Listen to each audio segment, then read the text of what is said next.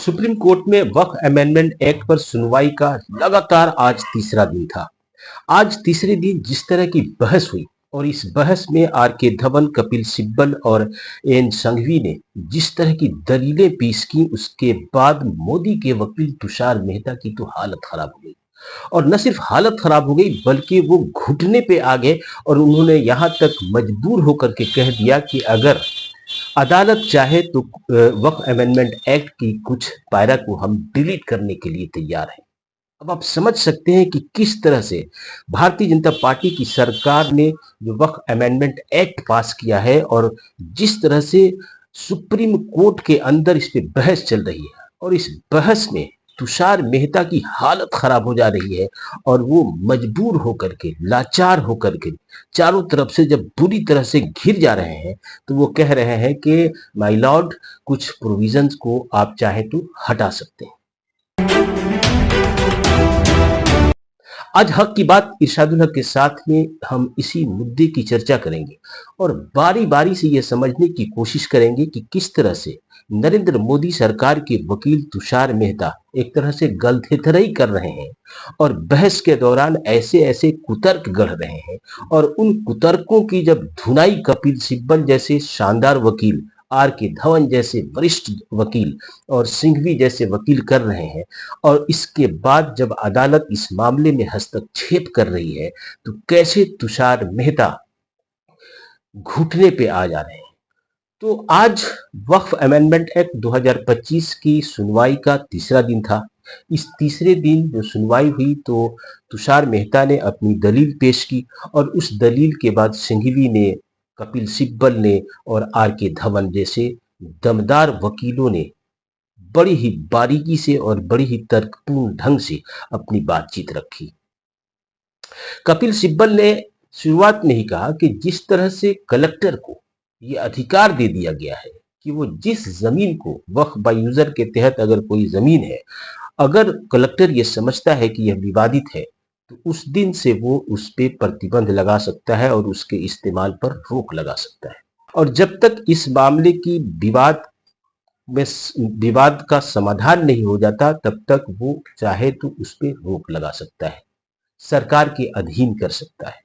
और इसके पीछे एक तर्क दिया कपिल सिब्बल ने, कहा कि मान लीजिए कि कोई कब्रिस्तान है जो 200 साल पहले सरकार ने उसको नोटिफाई कर दिया है, चिन्हित कर दिया है कि ये रहा आपका कब्रिस्तान और पिछले 200 वर्षों से मुसलमान अपनी मैयतों को उसमें दफन कर रहे हैं।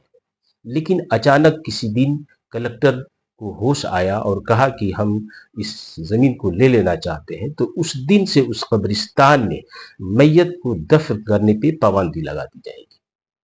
और ये एक तरह से सरकार की मनमानी है। सिंघवी ने कहा कि लगता है कि सरकार लॉर्ड की तरफ पेश आ रही है, यह कोई कानून नहीं है बल्कि लॉर्ड की भूमिका में। अब इस पर यह सुनना था तो जज मसीह ने साफ साफ कहा और सुप्रीम कोर्ट के चीफ जस्टिस गवई ने कहा कि क्या इस तरह की बातें संभव हो सकती हैं। तो इस पर एक तरह से बिलखने लगे सरकार के वकील तुषार मेहता ने कहा कि मैं लॉर्ड, अगर आप चाहें तो कलेक्टर वाले पैरा को डिलीट करने के लिए सरकार तैयार है। तो फिर इस पे सुप्रीम कोर्ट के जज ने कहा कि क्या इस पूरे पैरा को खत्म कर दिया जाए, तो उन्होंने कहा कि नहीं, कलेक्टर की भूमिका वाले इशू को आप खत्म कर सकते हैं। तो इस पर सुप्रीम कोर्ट के जज ने कहा कि हम इसको नोट करते हैं और अंतिम में हम इस बात पे फैसला करेंगे। तो एक तरह से पहली बार ऊंट पहाड़ के नीचे आया। जो सरकार जेपीसी का हवाला दे रही थी और ये कह रही थी कि हमने बड़ी मुशक्कत से इस कानून को बनाया है और तमाम पार्टियों की राय ली है, करोड़ों लोगों की राय सुनने के बाद हमने इस कानून को अंतिम रूप दिया है, इसमें किसी तरह का बदलाव नहीं होगा। उसी सरकार के वकील जब अदालत के कटघरे के पास खड़े होते हैं और अपनी सरकार का पक्ष रखने की कोशिश करते हैं तो उनके पास कोई तर्क नहीं जुड़ता, उनके पास कोई तथ्य नहीं होता कि इन बातों को गलत करार दे सके। लिहाजा तुषार मेहता बेबस और लाचार होकर के कहते हैं कि आप इस पैरा को डिलीट कर सकते हैं। इस पूरी सुनवाई के अलग अलग पहलुओं का जब हम अध्ययन करते हैं तो हम पाते हैं कि किस तरह से तुषार मेहता की न सिर्फ फजीहत हुई, सरकार की फजीहत हुई, बल्कि सुप्रीम कोर्ट के बेंच में, सुप्रीम कोर्ट के 2 सदस्यीय बेंच में, जिसमें बी आर गवई और जॉर्ज मसीह थे, उस जिस तरह से जॉर्ज मसीह ने तुषार मेहता की धज्जी उड़ाई, उस वो वानगी भी जरा आप ध्यान से सुन। तुषार मेहता को जब कुछ नहीं सूझा तो उन्होंने ट्राइबल मुस्लिम का हवाला देना शुरू कर दिया। ट्राइबल मुस्लिम के ताल्लुक से एक बात हम आपको बता दें कि उनकी भूमि पर उनकी मालिकाना हक मालिकाना हक के लिहाज से वो एक अलग से उनका विशेषाधिकार है। ट्राइबल्स की जो भूमि है उसको न बेची जा सकती है, न खरीदी जा सकती है, कोई उस पे उसे खरीद नहीं सकता। तो फिर इस कानून के इस प्रावधान का हवाला दे करके एक थोथी दलील जो है तुषार मेहता ने पेश की। मोदी के वकील तुषार मेहता ने कहा कि जो ट्राइबल मुस्लिम है वो इस्लाम की अपनी परंपरा है उनकी और अपनी तरह से वो मानते हैं, और उन्होंने हमसे संपर्क करके, इनकी सरकार से संपर्क करके कहा है कि उनकी जमीनों पे कब्जा किया जाता है। इसलिए उनके हिसाब से जब इस मुद्दे पे बहस की जाए तो उनके हितों का भी ख्याल रखा जाए। इस पर पलटते हुए जॉर्ज मसीह ने कहा कि इस्लाम कहीं भी हो, इस्लाम तो एक है।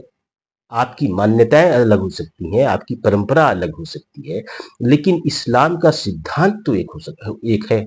सीधी सी बात है कि इस्लाम एक ऐसा मजहब है जिसके पास एक अल्लाह है, एक नबी है, एक किताब है।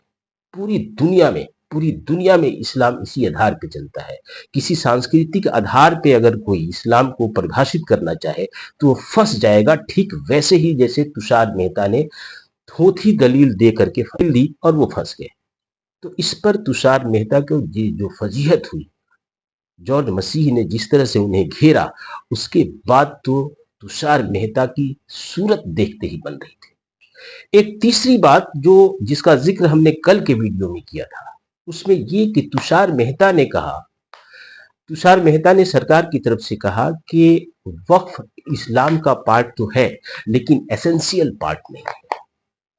अब ये जो कुतर्क है, इस कुतर्क का जवाब जिस शानदार तरीके से आर के धवन ने दिया है उसे भी जानना जरूरी है। आर के धवन ने कहा कि इस्लाम में जो डोनेशन है जिसको ज़कात कहते हैं, ज़कात एक एसेंशियल पार्ट है। ज़कात इस्लाम के 5 पिलर्स में से एक है। हज, नमाज, रोजा, ज़कात, तो वो ज़कात का हिस्सा है डोनेशन यानी कि वक्फ। ऐसी सूरत में तुषार मेहता का ये कहना कि वक्फ इस्लाम का एसेंशियल पार्ट नहीं है, ये बिल्कुल सरासर गलत है।